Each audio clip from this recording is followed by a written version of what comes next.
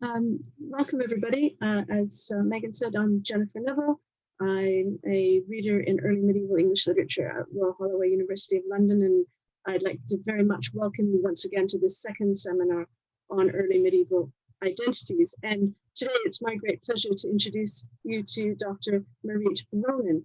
Dr. Ronen did her PhD at the Hebrew University of Jerusalem, where she completed her dissertation on attitudes toward disability in Anglo-Saxon England under the supervision of Professor Esther Cohen.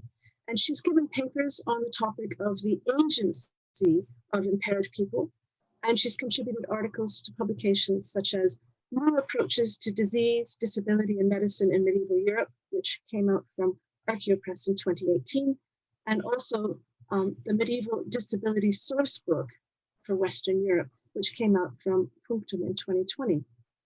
As you'll have seen on our website, she is an independent scholar who specializes in liminal groups and identities in early medieval England and its neighbors. And among other things, her research seeks to explore how impairment and disability were both portrayed and experienced in early medieval England.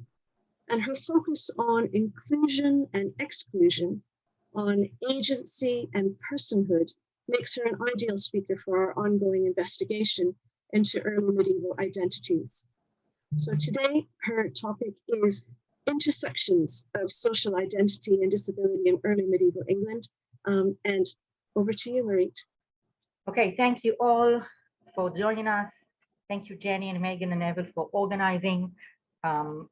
Today, I'd like to talk to you about the ways impairment interacted with various identity categories in early medieval England in order to examine what effects, if any, it had. I want to start with a quick summary of some relevant points from disability studies. This is a very bottom line type of introduction. I'm not going to go into more complex issues because of time. In my talk, I'll differentiate between impairment and disability, with the former meaning a physical condition and the latter meaning the social and cultural implications or repercussions attached to it. This is especially important distinction to make when discussing disability in pre-modern societies, because often their definitions of what constitutes a disability vary greatly from ours. For example, in early medieval England, chronic digestive issues were seen as a disability, that is, as having cultural implications regarding a person's status, abilities, and cognitive functions, something we definitely can say is true for our society today. Another point I'd like to make clear before we proceed is my use of the term identity. Early medieval English sources have very few references to the lived experiences, thoughts, and feelings of impaired people, and it's simply not possible to speak of self-perceptions or identifications of individuals in this specific regard. Instead, I focus on identity categories. That is, was disabled an identity label that could be applied or self-applied? Would impaired or disabled people have felt an affinity with other impaired or disabled people? Would a blind, wealthy woman have felt she had something in identity in common with a blind, poor man? In this context, it's important that in early medieval England, there were no hospitals, no groups of outcast lepers, no ships of fools, phenomena which elsewhere contributed to the creation of a disabled identity. And while many impaired people congregated around shrines and saints' tombs in search of a miracle, so did many other people with a variety of other motivations. There is no indication in the sources that impaired pilgrims were distinct groups within larger pilgrim groups. What remains, and what I try to do in this talk, is to see how and to what extent being impaired influenced other identity categories, like gender, status, and life stages. It's possible to tentatively speak of trends in the sources. I've collected 163 examples of impaired people, though note that these don't include more general references to countless sick people healed at so-and-so shrine, but only cases where we have additional information of the person involved. Of the 163 cases, 111, that is 68%, are men, 34, 21%, are women, 12, 7.5%, are boys, and 6, 3.5%, here rounded up to 4 for some reason, are girls. This is influenced to a degree by the nature of the sources. They include several texts dealing with male monastic communities, as well as several more general histories which are biased towards elite men. A further distinction which is possible to make is between high status and low status impaired individuals. In certain stories, outright mentions of status or its indicators are present, making a comparison possible. 69 or 42% of examples are of high status individuals, 50 men, 15 women, 3 boys, and 1 girl. Both lay and religious, there's no difference here. And 18 or 11% are of low status individuals, 11 men, 2 women, 4 boys, and 1 girl. While it may seem like many more impaired high status individuals were recorded, it is important to note that almost as many examples did not include any indicator of status, and it is reasonable, I think, to assume that those cases were not high or low status people, because their reputation or title or other status indicators would have been mentioned.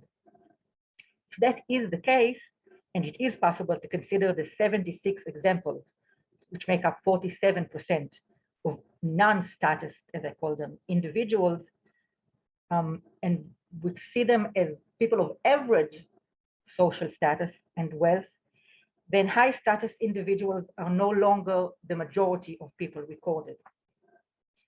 This gives us a pretty even division between high status and average status individuals and relatively few low status individuals. This last point is, I believe, partly a result of the nature of the sources, as I've said, but it's also very telling because it indicates that there wasn't necessarily a perception that connected impairment or disability with poverty or low social status. It's also possible to look at certain impairments along status and gender lines. I'm sorry about the low quality graphics here, but hopefully you can still see the colors. I only used impairments for which I have 3 or more examples with sufficient details. Setting aside the gender gap and the multitude of impaired lay people, which, as I've discussed, results in a great extent from the nature of the sources, certain characteristics of impairment and identity can be pointed out.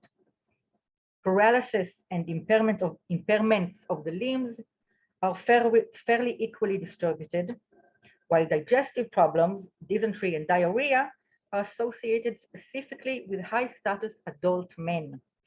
And it's tempting to ascribe these impairments particular meaning, but it is worth remembering that 2 influential figures in early medieval England, Gregory the Great and King Alfred, both suffered from some form of digestive impairment, or that were characterized thusly by the sources.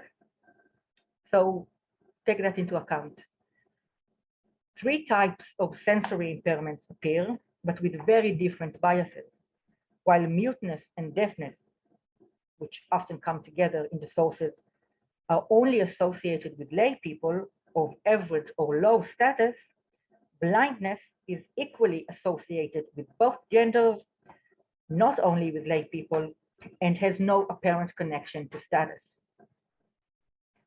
Finally, the most common category of impairment, unspecified illness, weakness, and/or fever, is also equally distributed, but with a bias towards average to high status individuals. There is a large concentration of examples of high status churchmen, but that doesn't mean that lay people were not also sufferers of unspecified illness, including high status men. One possible explanation might be that these sort of impairments were at times associated with old age, and monastics and high-ranking churchmen were more likely to live past middle age. But that's only a partial explanation. This broad picture view suggests that for the most part, no specific influences on gender, age, or status were perceived. But an examination of specific examples can give us more information on the ways those identity categories interacted with impairment. Please note that I won't be discussing political or economic status. It's been discussed in the past. We don't have time for it today. And my broader conclusions in the statistics are pretty representative of my findings in general. What I'd like to focus on is the more elusive effect impairment could have on gender and social roles. That's made difficult by the fact that we have very little information about self-perceptions of impaired people, as I've said, and none at all when it comes to identity. So we can only really talk about identity categories. Now, there's no doubt that having an impairment affected a person's lived experiences, maybe even their self-perception. But that doesn't mean that it would have been an identity component. I'll try to illustrate what I mean. I wear glasses. When meeting another person with glasses, I don't feel an affinity to them based on that fact. At most, I might see them as someone who shares such difficulties as wearing a mask when you're wearing glasses or other common glass wearing experiences, but not as someone who shares an identity with me. Although wearing glasses affects me daily and influences the way I live my life, it's not part of my identity. And more importantly, it doesn't make me a part of a glass wearer identity group. So my question today isn't, would having a certain impairment have influenced a person's life or experiences, but rather, would it have consisted a part of that person's identity, alongside such components as gender, social status, religious affiliation, etc. In order to answer that, I look at the ways impairments interacted or didn't with other identity categories. Many of my examples don't contain explicit references to this issue, but do include background or additional information that can reveal a lot about it. Often this is in the form of symbolic performances of roles in the Butlerian sense of the word. And here are a few sources you can look at for that. Basically what this theory is that identity is constantly performed or acted in social interactions.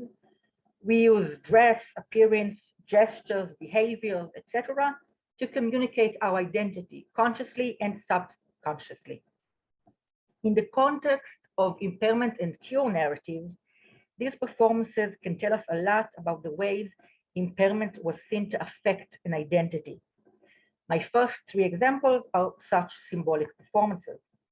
You can't because we don't have the handout, but later we'll send you a handout and there'll be full references there, and I also put them up on the screen. So my first example comes from Bede's history, where we find the story of a girl called in Latin Puella, the niece of an innkeeper who had been paralyzed for a long time. Upon being healed, she performed her health by washing her face, arranging her hair, and covering it with a cloth. All three of these actions convey important messages about her identity. face and hand washing were often used to delineate between humans and animals, and even more so was combed versus wild hair. The boundaries between animal and human is a very rich topic and one on which I've spoken before. Without straying too far from the subject of this talk, I'll try to summarize some relevant points. A figure which dwelt on the border between animal and human and civilized and uncivilized throughout the early and high Middle Ages is the wild man. Its meaning shifted across times and cultures, but in early medieval England, it was very much a destabilizing figure, blurring the lines and threatening categories. Two characteristics of the wild man that are relevant here were a lack of hygiene, dirt, overgrown nails, disordered dress, and overgrown and uncombed hair. Contrasted with humanness and civilization, which was clean, orderly, controlled, the dirty, unkempt, and overgrown wild man was both animal-like and savage-like. I won't go into this animal-like and savage-like thing, but it is very interesting to keep in mind. So by washing her face and combing her hair, thus rejecting the characteristics of wildness, the girl re-entered civilized, maybe even human society. By covering her hair, she did something further. She marked herself as an adult woman. This example then suggests two identity categories which could be affected by impairment. First was the girl's status as a member of civilized society, maybe even of humanity. This could also be connected to the lack of bodily control, which can be caused by paralysis, and I'll get into that further when we come to our last example. The second category complicates things. The girl crosses over from childhood to adulthood by covering her hair, or maybe from an ageless state into adulthood. I think the fact that she is called puella, which at this point in time means more youth than child, suggests the latter, but the word is ambiguous here.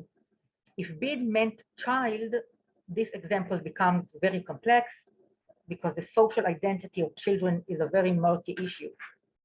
Otherwise, it's an example of a liminal, out of time state caused by her paralysis, which necessitated a performance of adult femalehood to counteract it.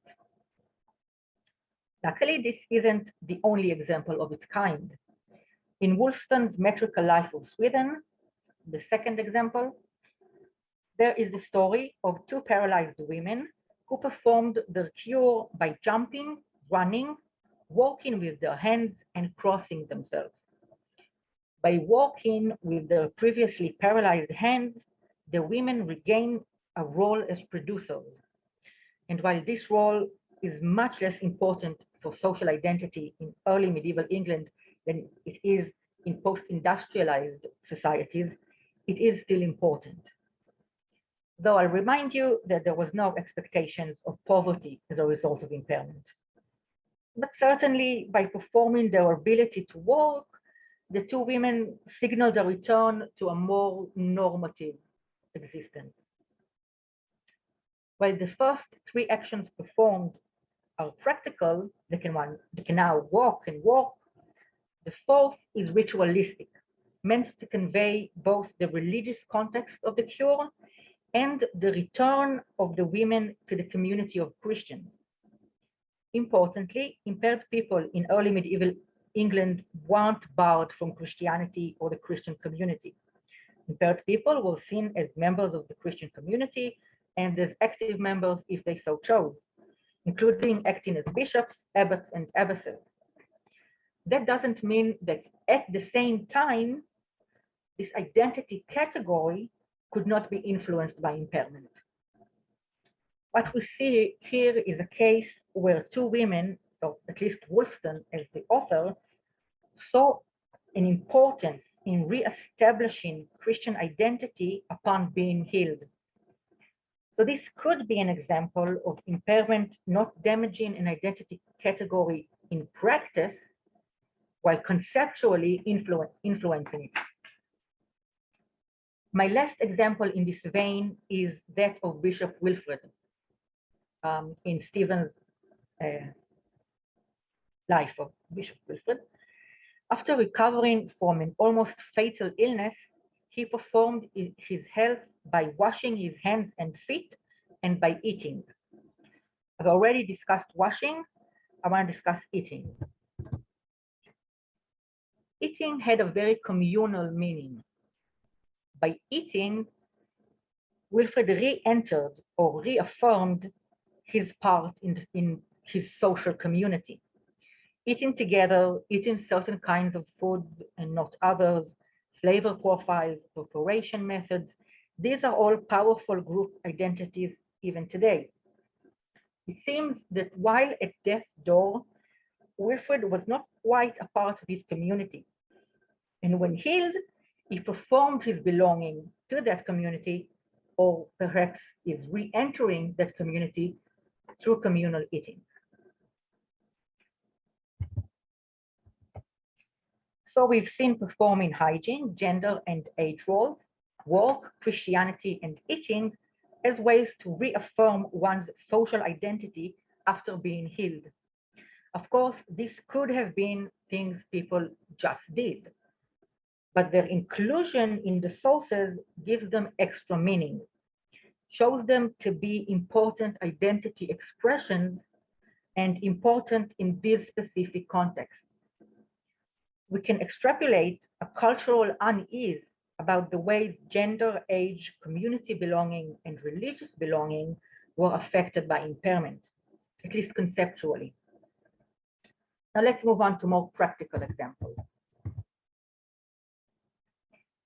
First, the case of a woman, mute from birth and with a cleft palate. First example on this slide. For those unfamiliar with it, a cleft palate is a congenital impairment where the two sides of the upper lip below the nose don't close, leaving a gap. It is both a very visible condition and one with implications for eating and speaking. The fact that we have an example of an adult woman with this condition is, I think, very telling. Furthermore, the woman is called vidua, widow, telling us she had been married. Also significantly, the cure she receives is an ability to speak. We're not told anything about her visual disfigurement. Now, an inability to speak could be especially problematic in early medieval England, but not, it seems, in this case. Even though her impairment was a congenital condition causing a very irregular appearance, and in the face of the cultural importance of speech, this woman does not appear to have had any difficulty in fitting into normative social roles as a wife. There's a similar example in the Vita Eduardi Regis, second example on the slide.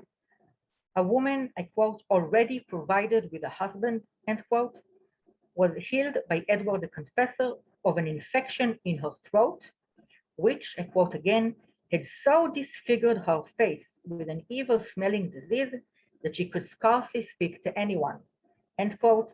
And interestingly, she didn't speak because she was embarrassed, not because she couldn't. Although suffering from a very obvious and reportedly unpleasant impairment, she was married.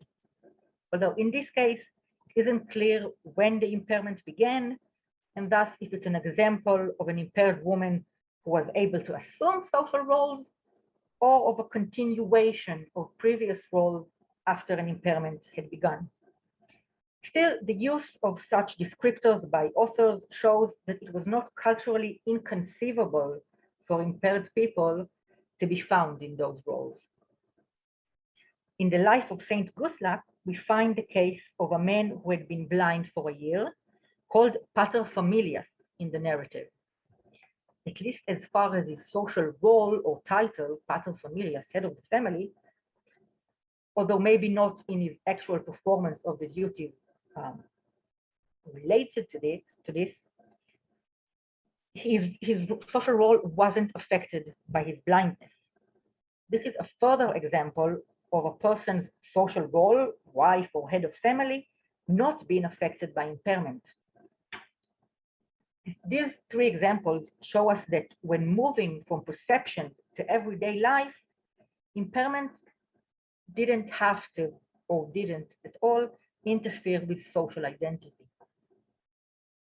My last two examples combine perceptions with actual experiences. First is the very complex case of King Alfred, who famously suffered from some kind of chronic pain connected to the digestive tract. In Asser's Vita Fredi Regis in chapter 74, the cause of the king's illness is described thusly. Now I'm summarizing because the narrative is very confusing, but I highlighted the relevant parts. So while young, Alfred suffered from an unidentified complaint, which seems to have passed on its own. But in adolescence, he prayed to God, fearing he might succumb to his carnal desires, and wished to, I quote, more staunchly strengthen his resolve in the love of God's service by means of some illness, end quote. Then, as he was nearing adulthood, while on a hunting trip in Cornwall, he prayed again for a different outcome.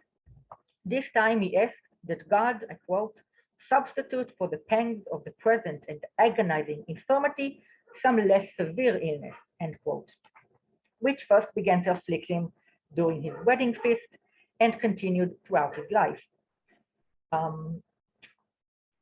The case of Alfred's impairment preserves an interesting focus of interaction between impairment and gender and status. It's clear that Alfred believed impairment to be damaging to his political and social status. He feared a visible impairment because he believed it would make him useless and despised, especially leprosy or blindness. And he believed that the impairment that began on his wedding night and continued throughout his life made him useless in worldly affairs. Asser, however, disagreed, and throughout chapter 74, he takes pains to show us a different perspective. In order to stay within the bounds of this talk, I'll focus on just one. Alfred's prayer for a less severe impairment took place importantly in the context of a hunting trip in Cornwall. Hunting, so tied with courtly masculinity and virility, could create in the minds of the audience a counterweight to Alfred's claim as to the oppressiveness of his impairment. Agonizing though it was, it did not prevent him from riding and hunting. Additionally, the mention of the recently conquered Cornwall, probably subjugated to Wessex around 838, could have been intended to bring to the minds of the audience connotations of kingly virility and power. So here, Asser, without outright contradicting Alfred's negative perceptions, shows us how little the king's impairment influenced him through his continued fulfillment of ideal gender and status identity components. By tying the two, the impairment and the nobleman identity, so closely together, Asser gives his clear opinion, I think, that the former didn't damage the latter. However, we can't ignore the context in which Asser does so, as Alfred represents a very strong view which can be found throughout medieval Europe of the destructive influence impairment was seen to have on political status and on maleness. I emphasize this because it's important to remember that the intersections of identity and impairment in early medieval England were often contradictory and ambiguous and existed in a context of constant tension between different views. We can see this same tension discussed more explicitly in my last example, the case of Hildmer's wife.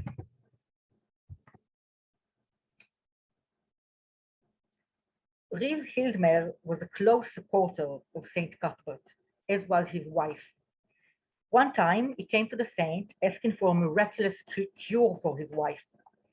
As Cuthbert and Hildmer rode towards his home, Hildmer wept for two reasons. First, because his wife's condition had left him bereaved and his children desolate. And secondly, and more importantly in the narrative, because he was ashamed of his wife's condition and feared what Cuthbert would make of it. The story contains a very interesting polemic about the moral guilt or innocence of impaired people, as Hildmer fears Cuthbert will see the cause of his wife's illness as sin or unchristian behavior. And Cuthbert outright contradicts that view, and he champions an attitude that divorces sin from impairment completely. Now, Hildmer was greatly ashamed of his wife's impairment, mostly due to the change it caused in her appearance. She became, I quote, horribly degraded and shamelessly destroyed and polluted with spittle, she who had once been so modest and chaste. The contrast between the healthy body and the impaired one was seen by Hildmer as a loss of control that was shameful. She who had once been so modest and chaste had lost her physical boundaries. The choice of the words pudicam et castam, modest and chaste, suggests a loosening of sexual morals, perhaps as her body became uncovered, uncontained, maybe even subjugated to the gaze and touch of male servants and doctors. The spittle especially acted as a destabilizing factor. It was degrading and polluting, contrasting with the wife's former chasteness. The description here also straddles the line between human and animal. The wife's loss of bodily control threatens not only her identity as a wife and her social standing, but her very personhood. After being healed, Hildmer's wife rose from her bed, greeted the guests, and hosted them, performing her proper social role. Much like the interaction of impairment and maleness in Alfred's example, here we see impairment influencing ideal femaleness. Hildmer had lost a wife and his children a mother, not because of her impending death, but because of her impairment. So even while she's alive but ill, she is considered lost. Her identity as a high status woman was also affected, as we can see by her performance of health when she retook the role of hostess. Finally, her chastity and modesty were greatly damaged by her condition, and this was seen by Hildmer as the most threatening part. Now, why was Hildmer's wife different from the other two married women I've discussed? Was it because her impairment left her with less bodily control and thus damaged her further? Or was it because the anonymous life of Cuthbert is a relatively early source that preserves more negative attitudes that later changed? I really can't say for sure. So to summarize, in this talk, I hope to show the complex interactions between identity and impairment in early medieval England, from performances of identity categories in order to re-establish belonging to examples of impairment existing side by side with social and gender identity components, and the dialogue between views which fear the destructive effect of impairment and those which saw social identity as unaffected by impairment. With no one tone-setting view, interactions between impairment and identity were a source of continued cultural tension and a subject which required discussion, ongoing discussion, even if only below the surface. Thank you.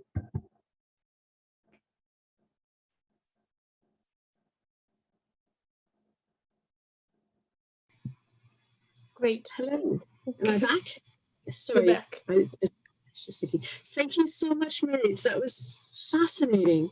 And especially fascinating to see some familiar stories, some not so familiar stories, just from a completely different perspective that I hadn't thought about before. Well, people are sort of gathering themselves to grill you, to ask their own questions. I'll take my chair's prerogative and try and ask the first one, although it's difficult because my head's still buzzing here. When you first started talking with your first examples, I was making my own generalizations and trying to anticipate where you were going. And I was thinking, so disability in your first example seemed to mean exclusion. But then your next example showed that that wasn't the case at all. But I was wondering whether there was a link, whether it was different for men and for women, for example. Women's disability seemed not to exclude them from society, and they seem to still get married, still take on roles. But I think the problem is this danger of generalizing. I think is probably what I've most learned from this. But then I was thinking also, maybe not gender, but what about that boundary between childhood and age? Because I was struck by the idea that the girl becomes an adult when she's cured. And I was wondering whether there was any kind of, in any of your other examples, for example, whether there was this idea of the disabled or impaired person as being childlike. Well, first, I definitely agree with what you said about the dangers of generalization, especially I think this issue in particular is very contradictory at times. The same author in the same source can contradict between different examples. So I think maybe there wasn't, it's not like they sat down and thought and decided, or there was like a consensus. It was very much like something in flux and ever changing. I'm trying to think about what you said about men and women, and I'm not sure. I think that for men, there were more options to, like they could go into the church, they could go into monasteries, I think more easily than women could, but we do have cases of women going into monasteries because of impairment, and we have cases of men continuing to function socially and politically in the lay community despite of it. I think when it comes to politics, men were more in danger of losing political status than women, as if women had political status, but whatever little they had. But I just can't come to like a conclusion or a bottom line even. So I think the age thing is very interesting because we have very few examples of children, actual children. A lot of the time the sources refer to young teens as children, but actual children in the sources, very rare. Obviously loved and cared for by the examples, but not showing any agency, while adults do show agency. But then again, children weren't expected to show agency. So yes. There is a law of King Alfred, by the way, that a deaf person is considered legally a minor, so under the authority of the father. That's the only law. That obviously it's the important one. But again, it goes back to the importance of speech. I think, like, I really want to think about it because I think the case of the girl is fascinating in that regard. I just don't have enough examples, so I'm just hypothesizing him. No, exactly. No, I think that the first thing I learned is that, as you say, generalizing is just not going to take us anywhere. And it's fascinating to start looking at these texts in this way and to see how the identity of impaired people was negotiated and created each time. That we don't see any generalizations applied to them. That's fascinating. Thank you. Before we move on, can I just ask if it's okay to stop sharing the screen now? Oh, yeah, sorry. Oh, I can do it for you, I think. Yes, I can. All right, Neville, I think you've got some questions in the chat for you. Yeah, we've got a couple of questions, Marit. The first one is asking if there are any, if you can say a little bit more about the relationship between disability or impairment, but particularly disability, and particular occupations, perhaps beyond monasticism, I suppose. We don't have a lot of information about the occupation of people.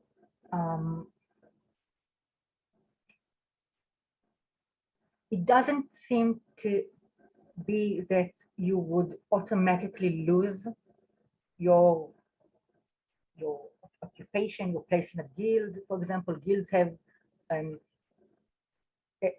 ordinances for taking care of impaired individuals in the guild.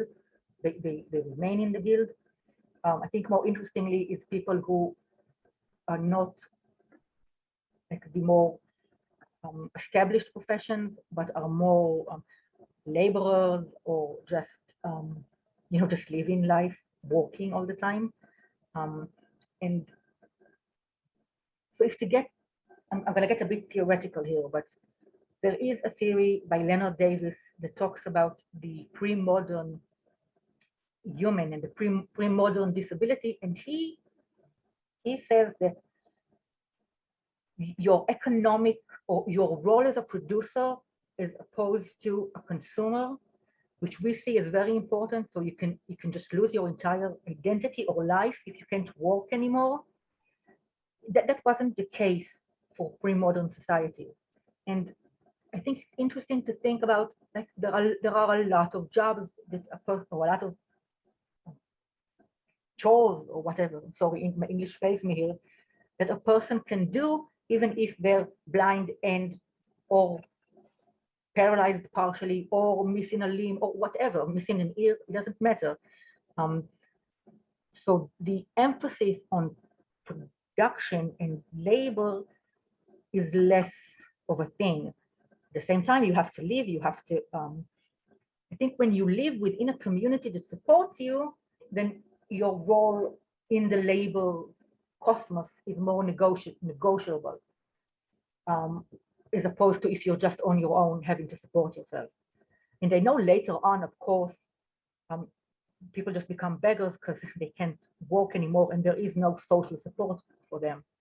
But in the sources I've studied, it just doesn't seem to happen. Or if it happens, it doesn't get mentioned enough to be any big deal. It could happen, I'm assuming it did happen, at least partially, but not as a cultural thing, not as a thing that would have been expected or accepted or just seen as what happens when you're impaired. I hope that somehow answered the question. Yeah, thank you. That was really comprehensive. Thank you. Another question that's popped up in chat, and I'll read this one verbatim. Have you considered any comparison between the performativity of an ill person and that of someone injured in a martyr's role? Both have a connection with divine interaction, although obviously with a different focus. Yes, I have. Thank you. That's a great question because I have an answer for it.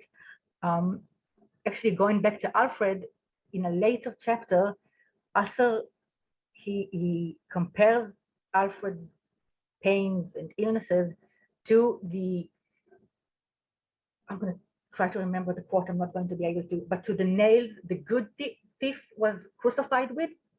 So basically saying, and we have other references likewise that say when you're ill, your soul is purified in the same way that what martyrs go through purifies them.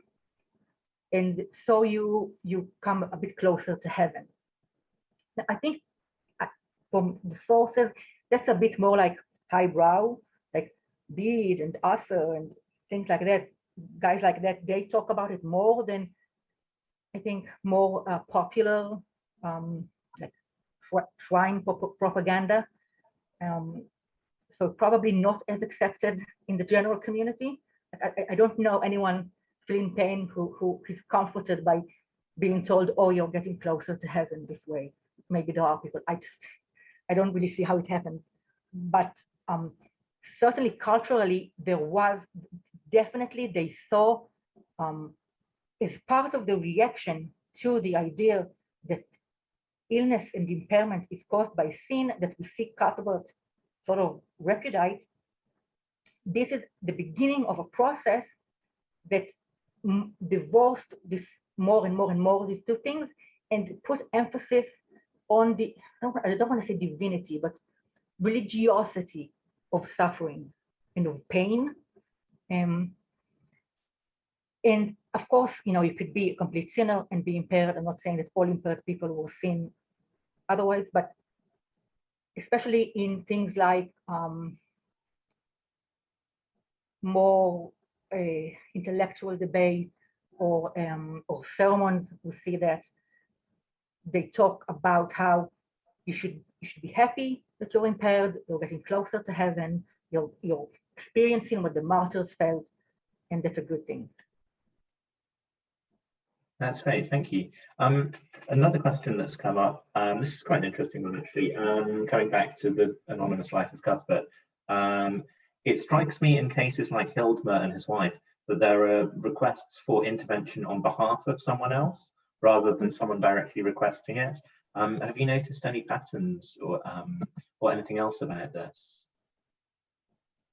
That's actually pretty rare. It usually happens to children, to go back to Jenny's point from before. I think in this case, it happens because she's unable to speak. Although we do have, even mute people are usually the agents of their own cure. So a few cases of people like advising you that you might want to go to a shrine, but you make the decision yourself. And quite a few cases of people of healthy people giving bad advice to impaired people, like go to shrine X and you should really go to shrine Y. And then you have a vision and you go, oh, wait, I know the truth now. And you go to shrine Y and you're cured. So actually, Hildmer's wife is an anomaly in this regard, because usually adults direct their own cure. Servants don't, nuns usually don't, because they're subjugated to an abbess. Monks sometimes do, and some. So I think it's more a matter of the authority you're under in regular life. Servants, children, nuns won't make decisions for themselves anyway. But if you are a person who you can expect as a healthy person to make at least some decisions for yourself, you will be the agent of your own cure. Great, thank you. It looks like Megan's got a question in chat, which again, I'll read out in toto. The example of the woman possessed by a devil was fascinating and implicates religious identity into the discussion in interesting ways, as you've just explored. How did religious metaphors that draw on disability and impairment, spiritual blindness, for example, how did they impact lived experiences? I'm going to try to answer as non-complicated an answer that I possibly can.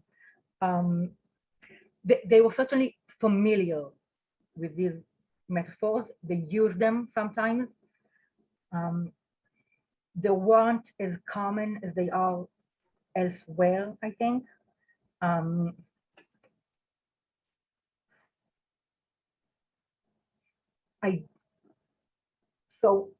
Okay. Obviously, England is very strongly influenced by the continent and by Ireland at the time, especially religiously. And those are two places where we have very different approaches to impairment and disability.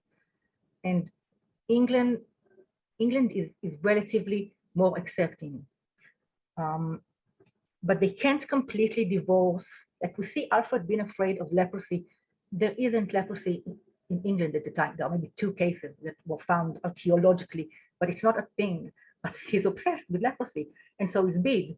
And Bede has never set foot outside of England. So it's obviously they absorb cultural influences that see impairment as sinful, and they are aware of it and they struggle with it. Alfred, especially because he brings in a lot from other places, finds himself trying to explain to his local audience, I mean, what the hell is going on here? So they use these metaphors, and I'm sure that, at least for some people in some cases, that would have been something that affected them greatly. But we have such strong voices going on and on about how you're not sinful. you don't have to be sinful if you're impaired, and that's not what causes impairment. Not yours, not your parents, not your community, which on the continent especially is a very strong narrative at the time, but not in England, and it's very resisted. And I think as we go on in the period, like we find it more in Cuthbert and Bede than we would in Woolston, who is very late, because I think they are slowly articulating how, or finding ways to disagree without disagreeing, or going like, yeah, that's, of course, yeah, the Pope says so, yeah, absolutely, so it's definitely right, but in this particular case, and all other cases that we're going to talk about, that's not the case. I'm sure if your local priest gives a sermon about how being religiously blind is, heathens are religiously blind, then you might be uncomfortable if you're blind yourself, but culturally it was less powerful than on the continent. Thanks. That's really interesting, especially thinking about the difference between 8th century Northumbria and perhaps 11th century southern England. Let's see, I think that's another question. Yes. How did the church valorize impairment as a kind of intensified Christian experience? Can one tell whether impairment was linked to churchmen's freedom from military duty? Interesting. So I'm not an expert on the military duties of the church. I might be saying things that are not always completely accurate throughout the period, but if I remember correctly, Alfred said that churches are also responsible for funding and manning bridges and fortifications, right? Somebody pipe up, they're completely wrong. So there's a limit at the time of that, to that.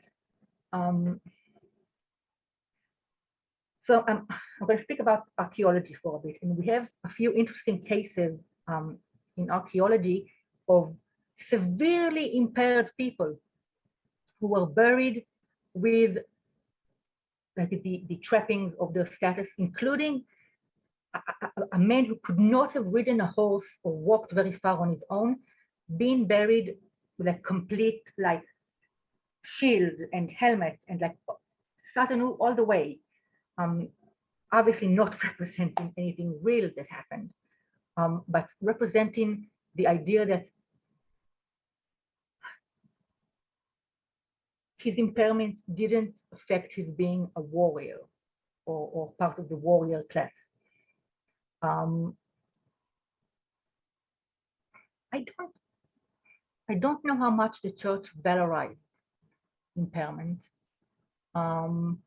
And they certainly didn't see it as a reason not to perform your social duties, especially if it's for the betterment of the church, like paying taxes or giving your labor or whatever.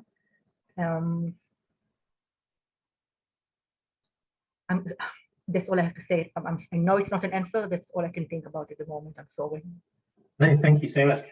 I have quite a few questions of my own. I'm only going to pick one or two. So one question that builds on your answer to Megan's question, I suppose.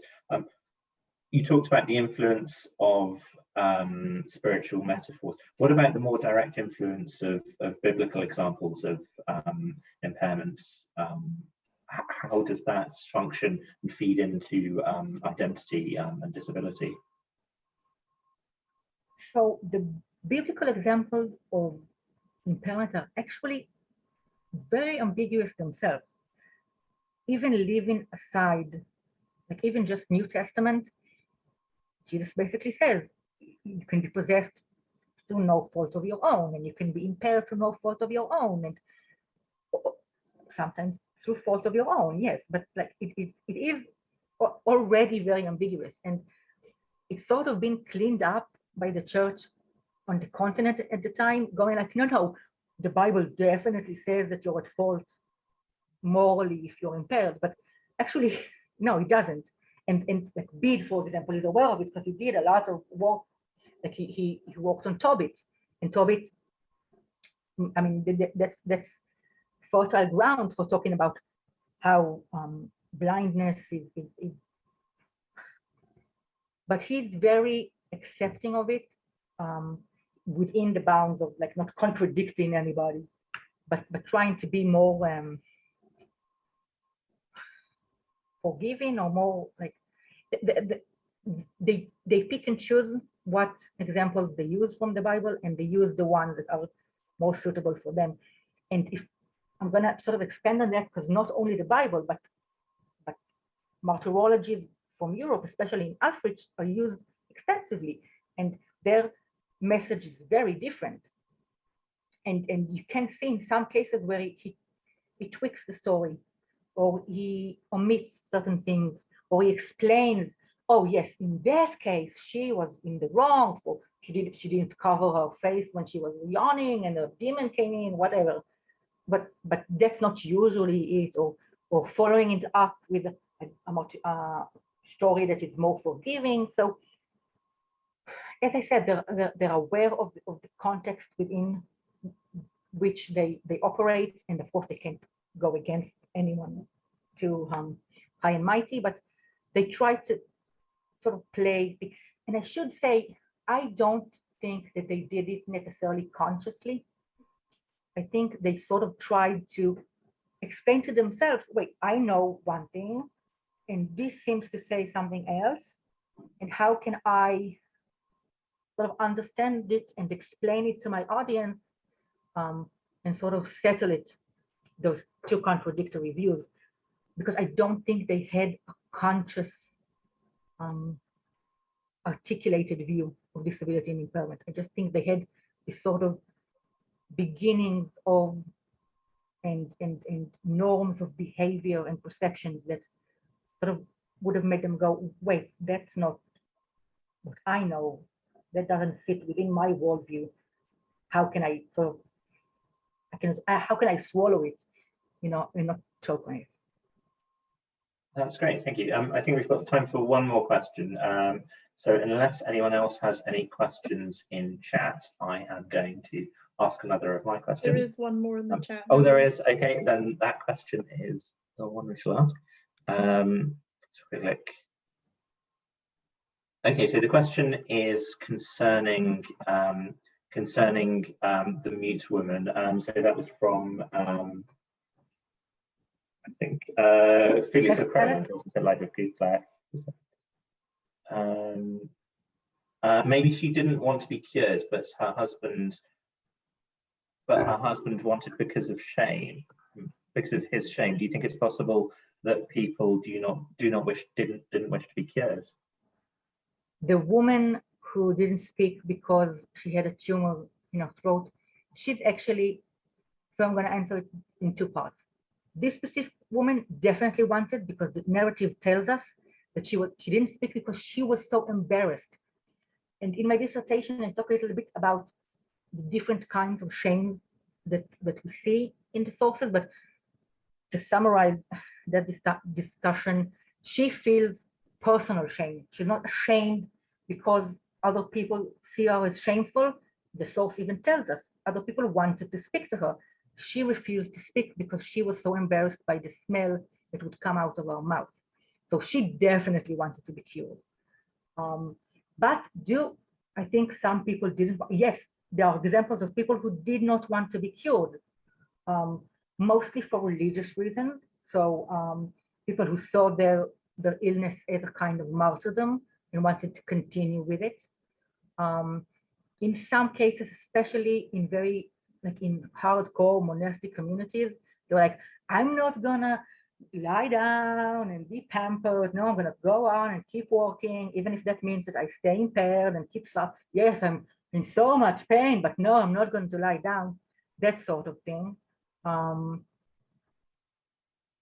sources don't really otherwise engage with people who didn't want cures, because most of the sources are saints' lives and they care about the people who did want a miracle.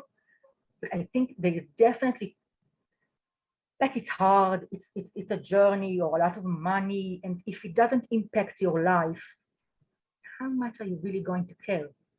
And because a lot of what we consider disabilities weren't considered disabilities, and you could just go on living your life, I think those people probably didn't bother. Most cases in the sources are motivated by a lot of pain or some way that your life changed considerably.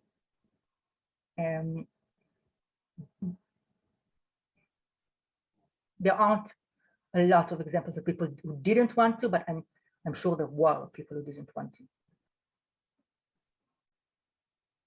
That's great, thank you. Okay, unless anyone else has any more questions, I'll just have a quick look. I think there's time for you to ask your question if you want. Okay, well, I've got quite a few. So one of the questions that I'd like to ask you is, are there any other aspects of identity in early modern England that that come into play and intersect with disability? Yes. I think humanity is a big one. I didn't get into it. Humanity and uncivilization, so savages and heathens, that's a big one. And so as a result, I don't want to say ethnic identity, but belonging to Englishness or being a part of the English group, also especially compared to Scandinavians, comes into play. And as I said, economics and political status does as well.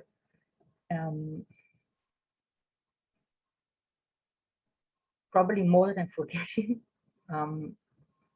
Those are status is often mentioned and negotiated in ways that I didn't get into, like who has authority over who within a situation of impairment. But I think that's more from the status point of view and less from the impairment point of view, because the sources are kind of obsessed with who has authority over whom anyway. So I think that any identity issue that comes up in the sources will come up in impairment narratives because they didn't see it as a distinct group of narratives, but it's just one more story to tell, I think. Thank you. Okay, I'm going to sneak in one more question. You mentioned your 163 examples. Sorry, what again? You mentioned that you had worked through 163 specific examples. You also mentioned some more generally sources that talk about impairment or disability more generally. I was wondering if you could perhaps touch on some of those more general sources. There aren't more general sources, they are just like the sources are full of, and then countless people were healed of various illnesses by that saint, and countless blind people were cured in that shrine. And I mean, you know, things that I see as like, obviously it's all propaganda, but that's very lazy propaganda. And also I could say very little about them because, okay, countless people of various illnesses tells me what exactly? Nothing really.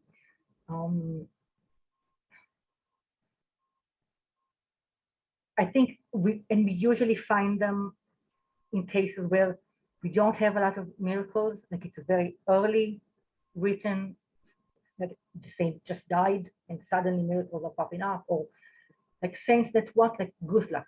Guthlac didn't care about impaired people, and in his life performed no miracles about impaired people at all.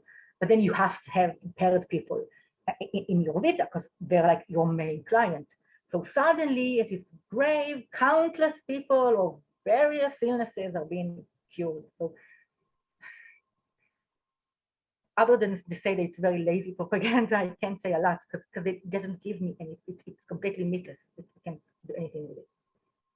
Yeah, it's probably telling us more about Crowland or wherever than it is about real people, I suppose. I mean, I think it's interesting that with Guthlac being one of the earliest sources that we have, that he doesn't deal with impaired people at all.